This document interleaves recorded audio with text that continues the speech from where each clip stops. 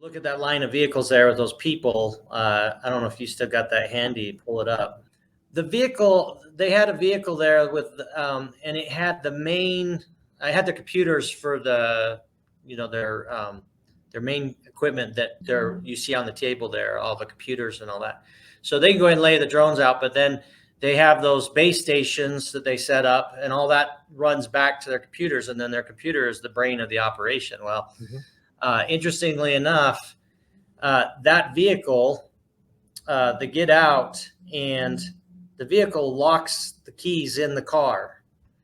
And of course, we're on timeline, and they're like, "What the heck?" It was strange. We're like, "What's going on here?" Well, they swore up and down that it shouldn't have done that. Whatever. We ended up having to, get improvise and break into the vehicle to get that. I only bring that up because that was the first delay that day. And the thing that made that strange is last summer, I can think of 4 different vehicles that when they got down in the triangle, they automatically locked their doors. Oh my gosh. We were filming a scene. Again, I'm pretty sure this is not going to play. I'm positive it won't, because we were just checking. Omnitech was doing some checks on their boxes and stuff. And we pull up there, right there in the triangle. They get out of the car, and their car's still running. They shut the door. We walk over to the box, and all of a sudden we hear the click, and all the doors lock. Oh, no. So that happened over and over and over and over again in the triangle. My own vehicle did that, and I tell you, like, I don't drive my nice vehicles to the ranch anymore. It sounds crazy, but like, and then my wife doesn't like me driving our nice vehicles to the ranch anymore because bad things happen to my new vehicles when I bought a new truck and I drive it out the ranch and immediately starts having mechanical problems. And when you take it to the mechanic and they're like, "What the heck did you do to this?"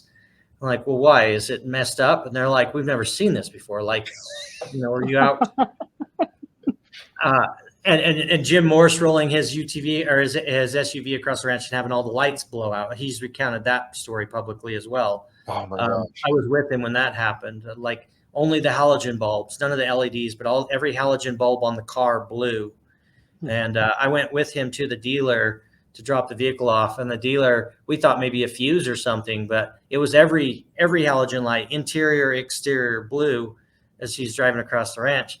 So anyways, back to the drone. I didn't want to, but these are the interesting things that are going on behind the scenes that people don't get to see. So the main vehicle that's got the main equipment in it, the only one out of all of them, it locks the doors, locked out. So there's the first delay. So we have to find a way to break into this vehicle and get that stuff out. We get broke into, they start setting it up, and it is an awesome sight. You had mentioned in one of them about an intelligence on the ranch messing with things or preventing things or whatever, an intelligence. Do you still feel that way, that there's some sort of, more than ever. Almost seems like that more than ever, he says more than ever. The longer someone's on the ranch, I think the more firm that belief system becomes in them. And that's scientists, that's skeptical people. That's like, the longer you're there, the more you witness these targeted things.